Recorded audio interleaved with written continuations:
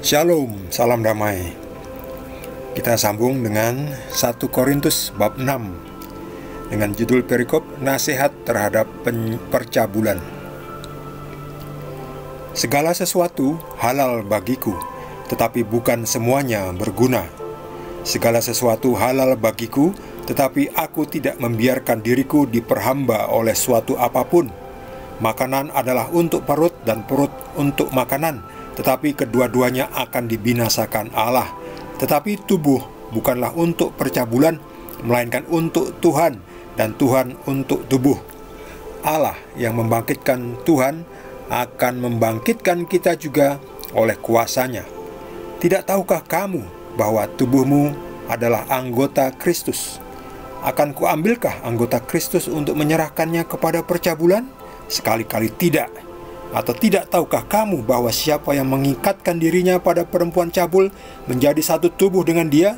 Sebab demikianlah kata Nas, keduanya akan menjadi satu daging. Tetapi siapa yang mengikatkan dirinya pada Tuhan menjadi satu roh dengan dia. Jauhkanlah dirimu dari percabulan. Setiap dosa lain yang dilakukan manusia terjadi di luar dirinya, tetapi orang yang melakukan percabulan berdosa terhadap dirinya sendiri. Atau tidak tahukah kamu bahwa tubuhmu adalah bait Roh Kudus yang diam di dalam kamu, Roh Kudus yang kamu peroleh dari Allah, dan bahwa kamu bukan milik kamu sendiri, sebab kamu telah dibeli dan harganya telah lunas dibayar. Karena itu, muliakanlah Allah dengan tubuhmu. Demikianlah sabda Tuhan.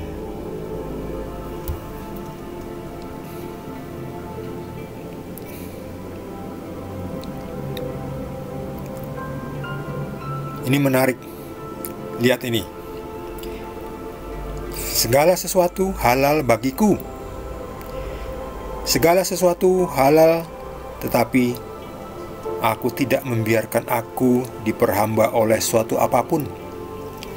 Jadi kita semua butuh makan, tapi jangan diperhamba oleh makanan. Artinya kita jadi tukang makan sampai badan kita menderita berbagai-bagai penyakit. Karena apa? Karena tidak bisa mengendalikan hawa nafsu makan. Kita butuh makan tapi seperlunya. Jadi makanlah seperlunya. Kalau sudah cukup, berhentilah makan, sebab kelebihannya akan menjadi racun. Semua makanan halal. Oke? Semua makanan halal ya. Jadi bagi pengikut Kristus, makan daging babi itu sehat, itu halal. Bagi pengikut Kristus, ya, itu sehat. Tapi juga jangan kebanyakan. Kembali lagi, apa-apa yang kebanyakan itu nggak bagus. Kebanyakan gula jadi diabetes. Kebanyakan makan makanan apa ya? Makanan pete misalnya, jengkol, itu enak ya, tapi kebanyakan jadi asam urat. Kebanyakan berbagai macam jenis sayur yang mengandung asam urat tinggi, nanti kita jadi asam urat ya, sendi-sendinya jadi sakit-sakit. Kebanyakan minum bir jadi mabuk. Kalau minum bir sedikit nih nggak apa-apa, malah nikmat. Kebanyakan minum anggur, wine, champagne, itu jadi mabuk, nggak ada gunanya. Tapi kalau sedikit pada kadar yang pas, itu bisa malah menyehatkan. Jadi minum alkohol juga pada taraf tertentu itu menyehatkan. Tapi kalau kebanyakan jadi mabuk. Jadi yang dilarang itu mabok-mabokan, bukan minum wine-nya, bukan minum birnya, bukan minum alkoholnya. Yang dilarang itu mabok-maboknya. Sebab dengan mabok kita tuh di luar kendali kita.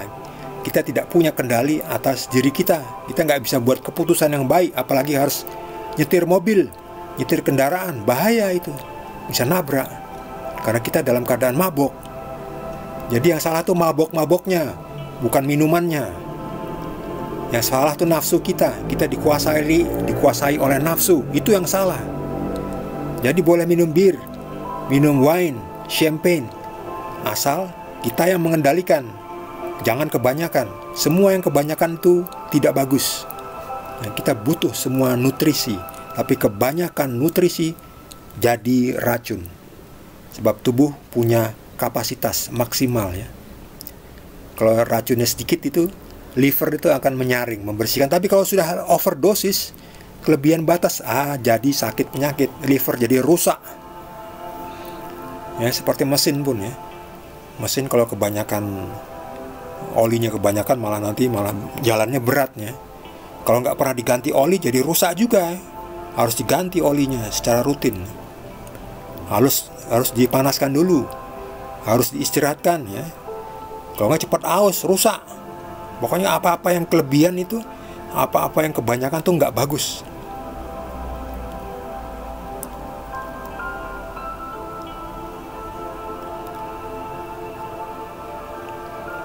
Di sini banyak sekali Paulus memberi nasihat tentang percabulan, perzinahan. Juga dalam kitab Amsal itu juga banyak nasihat tentang percabulan, perzinahan. Kenapa? Kenapa banyak nasihat tentang percabulan dan tentang perzinahan? Kenapa? Ya karena manusia itu salah satunya punya nafsu kawin. Nafsu kawin ini ya diperlukan juga. Supaya apa? Supaya ada generasi penerus, punya anak, cucu yang meneruskan hidup, kelangsungan hidup. Perlu itu. Nafsu kawin perlu, tetapi kembali lagi ada aturannya. Ya, tidak bisa semau gue. Ada aturannya, ya, ada batas-batasnya. Demikian juga nafsu makan. Jadi nafsu itu macam-macam. Ada nafsu kawin, ada nafsu makan, ada nafsu kuasa, nafsu hormat, ada nafsu berkorban, nafsu melayani manusia, dalam arti kita membantu manusia. Nafsu untuk membantu manusia itu maksudnya keinginan ya. Jadi ada nafsu itu nafsu yang baik, ada nafsu yang jahat ya. Jadi jangan sampai nafsu yang baik itu diubah menjadi nafsu jahat karena kelebihan. Nafsu makan baik, tapi kalau salah aturan, salah batas, itu jadi tidak baik. Ya, nafsu makan jadi tidak baik. Kita suka makan, kita tidak punya makanan, kita curi makanan di supermarket, curi makanan tetangga, itu udah salah, udah dosa ya. Jadi dalam hal itu nafsu makan membuat kita jatuh dalam dosa. Padahal kita butuh nafsu makan. Kalau tidak punya nafsu makan, kita sakit. Lihat tuh orang-orang di rumah sakit ya. Rata-rata kalau yang sedang sakit itu tidak punya nafsu makan, padahal mereka harus makan supaya sembuh. Jadi semua nafsu kita perlukan, tapi ada aturannya, ada takarannya. Pada tempatnya, ada waktunya. Nggak bisa seenaknya, seenak gue sendiri. Ada aturannya semua itu. Nah, demikian juga nafsu kawin. Hati-hati kau. Kita semua harus hati-hati. Ya, badan bukan untuk percabulan ya. Badan kita ini adalah tempat tinggal Tuhan. Ya, kita perlu punya generasi penerus, tapi kita punya aturan ya supaya diberkati Tuhan. Jangan seenaknya kawin sana kawin sini ya. Emangnya ayam ya. Emangnya kambing. Ketemu betina, ketemu jantan, ketemu yang lawan jenis langsung kawin. Itu binatang itu. Pokoknya asal seruduk aja. Kita ada aturan, kita manusia, kita ciptaan sempurna. Jadi tubuh itu bukan untuk percabulan ya. Tubuh itu untuk penciptaan kembali ya. Sarana, makanya ada alat reproduksi, makanya namanya reproduksi. Supaya manusia ada generasi penerus. Tapi semua itu ada batas-batasnya. Kalau enggak itu dipakai setan ya. Namanya jadi percabulan atau perzinahan.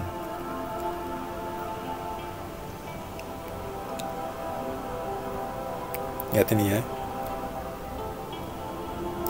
Siapa yang bermain cabul dengan perempuan cabul, pelacur. Pelacur itu tidak hanya perempuan ya. Laki-laki juga ada yang menjadi pelacur ya. Namanya gigolo ya. Jadi semuanya pokoknya yang kawin hanya untuk cari enak-enak, cari nikmat-nikmat, itu di luar aturan ya. Itu menyalahi aturan ya, aturan Tuhan ya. Ya jelas kita ikuti aturan Tuhan. Memang kadang terasa tidak gampang. Kadang bagi mereka yang sudah punya pasangan juga melihat-lihat rumput tetangga ternyata lebih menarik, lebih hijau, lebih cantik. Nah itu yang harus dikendalikan, direm. Kalau perlu jangan lihat-lihat ya. Kalau lihat udah jangan dipelototin. Kalau dipelototin nanti jadi ngiler ya. Ya lalu ada perselingkuhan dan sejenisnya itu ya. Nah, itu. Jadi kita semua perlu nafsu itu perlu ya, tapi pada yang pas ya. Aturannya, ada aturannya. Jangan diperbudak oleh hawa nafsu. Kita butuh nafsu makan, tapi kalau diperbudak oleh nafsu makan kita jadi jadi tambun ya. Jadi overweight. Makannya berlebihan ya. Salah satunya itu overweight itu karena makan berlebihan ya. Mungkin juga ada karena penyakit ya. Saya tidak tahu, tapi yang jelas kebanyakan makan bisa menjadi overweight ya. Jadi makan kalau sudah cukup berhenti, jangan ditambah-tambah lagi ya. Ya kita butuh makanan yang enak ya nggak apa-apa ya. Kita butuh minum bir ya. Enak itu minum bir. Saya suka, tapi saya tahu diri ya, tahu membatasi. Jadi saya tidak mabuk. Yang dilarang itu maboknya, bukan birnya. Bir itu menyehatkan. Demikian juga wine, anggur itu sehat kalau pada takaran yang pas ya. Lebihnya mabok, nggak ada gunanya, menyakitkan tubuh ya, dan membahayakan orang lain ketika kita mengendarai kendaraan ya. Jadi itu ya, semoga bisa dipahami.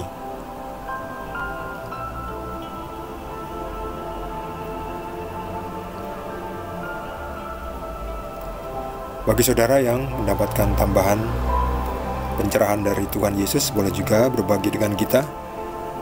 Yang belum subscribe, jangan lupa di subscribe dan juga di like. Kita akan lanjutkan dengan perikop berikutnya dari 1 Korintus.